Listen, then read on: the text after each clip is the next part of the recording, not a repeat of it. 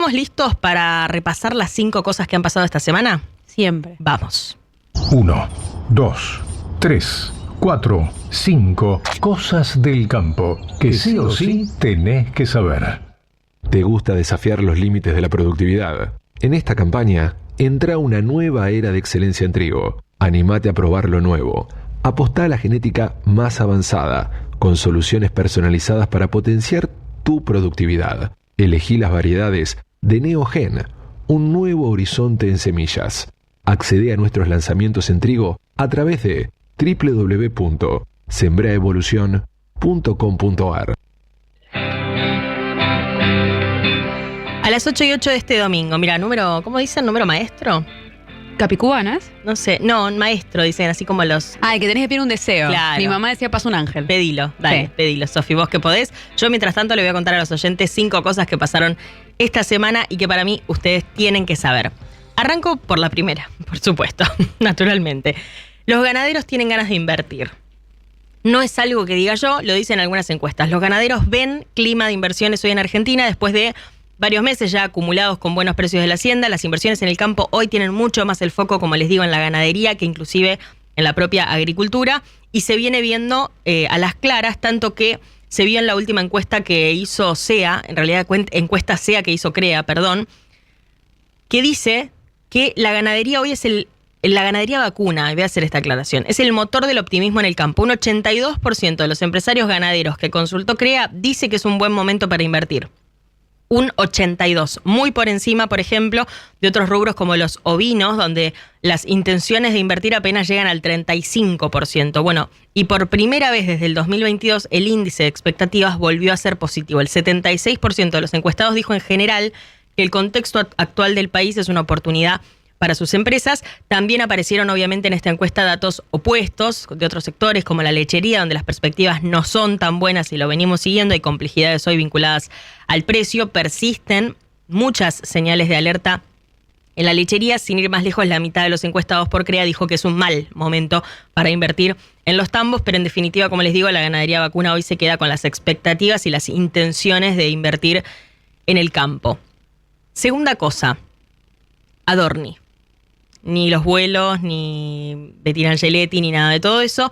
Adorni y los anuncios de leyes que hizo esta semana, de leyes que el gobierno quiere modificar. Hay 2 que tocan al campo y por eso fueron noticia esta semana. Uno, la modificación de la ley de tierras. Esto ya se había discutido y seguramente ya nos escucharon, inclusive yo creo que con Sofi hemos hablado de esto, cuando el gobierno apenas asumido, en el primer DNU, en el primer mega decreto de Sturzenegger, se derogaba la ley de tierras. Después una decisión judicial lo revirtió. Por ende, la ley siguió vigente, en realidad medio en un gris, pero siguió vigente. Es una ley que limita la venta de las tierras a extranjeros, que con esta ley no pueden tener más del 15% de la tierra. El gobierno dice que según los datos oficiales, el año pasado solo el 6% de las tierras a nivel nacional estuvo en manos extranjeras. Después Sofi hizo en su momento acá un entre nos que hablaba de cómo eso crece si uno lo va mirando por jurisdicciones específicamente. Si bien a nivel nacional es de 6%, a nivel provincia, en algunas provincias era mucho más. Bueno, este era el objetivo inicial de esta ley, limitar la extranjerización de las tierras de Argentina, pero en definitiva hay muchos sectores que vienen haciendo un poco de lobby o tratando de ponerlo en agenda, mejor dicho, para que se derogue esta ley, y sobre todo sectores de las inmobiliarias rurales, por ejemplo, dicen que esta ley frenó mucho las inversiones, por eso piden que efectivamente en las modificaciones, si no se va a derogar, como ya se vio que no pasó, efectivamente, más allá del primer intento del gobierno, que en esta modificación entren cambios que permitan invertir a extranjeros también en tierras rurales de Argentina. Es una ley del 2011 promulgada en pleno kirchnerismo y que siempre fue bastante resistida en algunos sectores. La otra ley que va a cambiar a partir de ahora es la ley de manejo del fuego, también muy resistida, mucho más nueva, es del 2020, la ley de manejo del fuego, un año en el que hubo muchísimos incendios en zonas rurales de Argentina en plena pandemia, y en un año en que los diputados laburaban, pero para bien o para mal, depende, porque Máximo Kirchner fue el encargado de impulsar esta ley de manejo del fuego en el Congreso, que entre otras cosas limita el cambio de uso de suelo entre 30 y 60 años. ¿A qué se refiere? Si tu campo se incendió, según las proporciones del incendio y algunos detalles específicos, puede que por ley el Estado argentino no te permita cambiar de actividad para ese suelo por entre 30 y 60 años. Por ende, tampoco podrías venderla, por ejemplo, por entre 30 y 60 años, ni, insisto, cambiar la actividad, decir, che, bueno, ahora me voy a poner a hacer ganadería porque va un poco mejor el número y mi negocio lo requiere. Bueno, no podrías. Con esa ley no se puede, por eso ahora el gobierno va a intentar modificar la ley de manejo del fuego. Tercera cosa, las tasas de nuevo. Amigos, hablamos de esto incansablemente. La discusión por las tasas entre los intendentes o los municipios y los productores, que está más que muy vigente. Lo que están instalando muchos productores de distintos municipios, de la provincia de Buenos Aires sobre todo, es que en principio, ya que el valor de la tasa no es algo que puedan consensuar, porque evidentemente no están logrando consensuar los aumentos con los consejos deliberantes o con las intendencias, lo que quieren hacer es pedir explicaciones. Y van instalando un poco eso. Van a la justicia para pedir explicaciones, para exigirle a los municipios un detalle preciso de en qué están empleando los fondos que pagan por tasas viales, porque hay muchos problemas de mantenimiento de los caminos y las tasas siguen aumentando. O sea, te aumenta la tasa, el camino sigue igual de mal y nadie lo mantiene. Entonces, ¿a dónde va esa plata? Esa es la pregunta que se empezaron a hacer muchos productores. Ya hablamos bastante acá el año pasado de municipios como Azul, como General Alvarado, como Varadero, como Henderson, que estaban en ese camino de ir a pedir esta explicación, que no encontraron de forma amistosa en los municipios, a la justicia, que ahora empieza a exigirle a esos intendentes. Y esta semana se sumó otra acción de amparo colectivo en Necochea, hecha por 50 productores, mismo objetivo, pedir explicaciones a los intendentes de en qué están gastando la plata de las tasas que cobran para mantener caminos que justamente están lejos de estar mantenidos. En la sequía se notaba menos, con la vuelta de las lluvias la cosa se puso un poco inmanejable. Cuarta cosa, seguro ya escuchaste de esto esta semana, la policía de Infran amedrentando a dirigentes agropecuarios en la provincia de Formosa. Un episodio que se hizo bastante viral, si queremos, en las redes sociales. Como les digo, se dio en Formosa un video en el que la policía de la provincia se presenta en una reunión que se estaba dando en un campo privado, una reunión entre dirigentes y productores agropecuarios. Y empezaron a hacer muchas preguntas sobre el contenido de la reunión, en la que por supuesto no se estaba cometiendo ningún delito ni nada que se le parezca. Estaban comiendo un asado después de una gira que había hecho la presidenta de la Federación Agraria, Andrea Sarnari. Había hecho una gira por la provincia de Formosa. Terminan en Laguna Nainec, en una localidad en un rato vamos a hablar con un productor que es de ahí, que vivió este momento, pero en definitiva en el video se ve cómo llega la policía, le empieza a pedir explicaciones de por qué están reunidos, de qué están hablando. Viejo, vetusto, muy viejo. Me daría miedo. La presidenta de la Federación Agraria, que además es abogada, especialista en derecho agrario, les daba algunas explicaciones y después el propio productor que filmaba, el productor local, decía, bueno, pero no les demos tantas explicaciones. Vienen a preguntar de qué estamos hablando. ¿Es eso legal? ¿Es eso legítimo? ¿Es eso válido? ¿En qué época estamos viviendo? Además pasó justo esta semana. ¿En qué época estamos viviendo? Después yo podía hablar con Andrea Sarnari, con la presidenta de la Federación Agraria, y me decía esto, lo compartimos.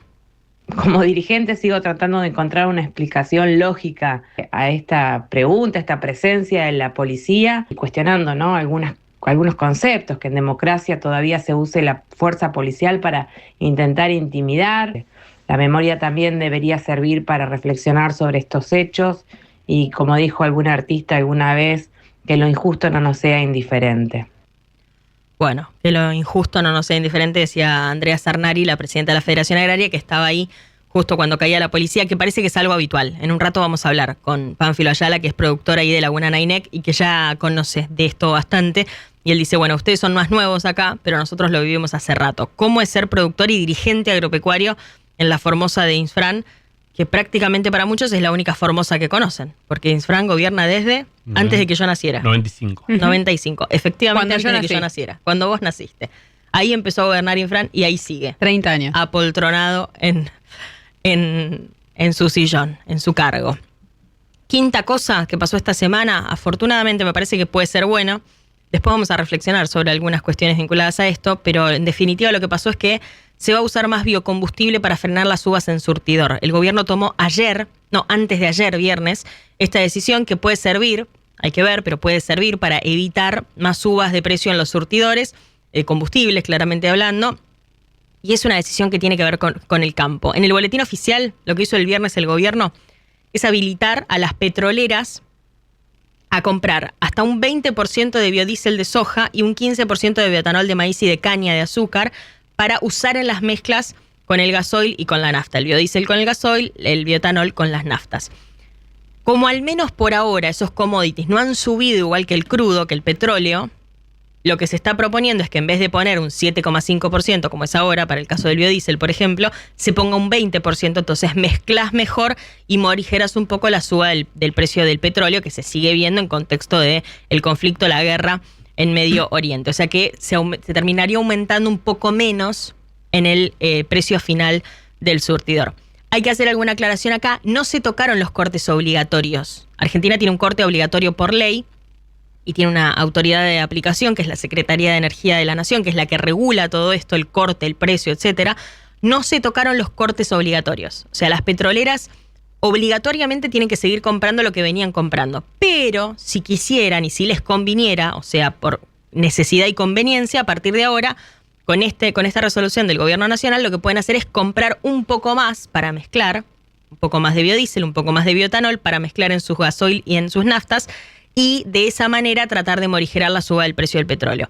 Lo van a hacer de forma voluntaria. Obvio hay que ver qué pasa con esto, porque naturalmente si pasás de una demanda que hoy tiene, para el corte actual del biodiesel hay una demanda de 700.000 toneladas de soja, de aceite de soja. Si vos pasás a una demanda pasás de 700.000 a 1.200.000, obviamente se va a demandar más aceite de soja, por ende terminaría subiendo el precio a nivel local. De esa manera podría llegar en algún momento, si todas las petroleras subieran al 20%, cambiaría así la demanda. Podría llegar a subir el precio, por ende termina compensando casi lo mismo que la suba del crudo. Por ahora eso no pasó y por eso es que es voluntario, que el gobierno dice, bueno, compitan entre ustedes, vayan jugando, vayan cintureando con esa compra voluntaria para también de alguna manera manejar claramente el precio del biocombustible y que no se vuelva igual que la enfermedad que están tratando de curar, que el remedio no se vuelva igual que la enfermedad, pero en definitiva el gobierno se acuerda de este sector, de esta industria, que es una industria vinculada al campo, creada por ley en la Argentina, que tuvo varios momentos de cuestionamientos, pero que en definitiva viene hace meses con mucha capacidad ociosa, mucha, 3/4 de capacidad ociosa en algunos casos, con empresarios que vienen diciéndole al gobierno todos los meses, tengo que paralizar la planta, tengo que paralizar la planta, porque la Secretaría de Energía justamente hace 2 años prácticamente viene subiendo, actualizando los precios muy de a poquito, justamente por el miedo de que esa suba de precios terminara subiendo el precio del combustible en el surtidor y el precio del combustible terminara disparando para arriba la inflación. Así que por eso los tenían planchados. Ahora, por necesidad, le dicen, bueno, podrías llegar a salir a jugar. Y esa es la habilitación que hacía el viernes el gobierno en el boletín oficial. Hasta acá, amigos, 5 cosas que pasaron esta semana y que para mí ustedes tenían que saber.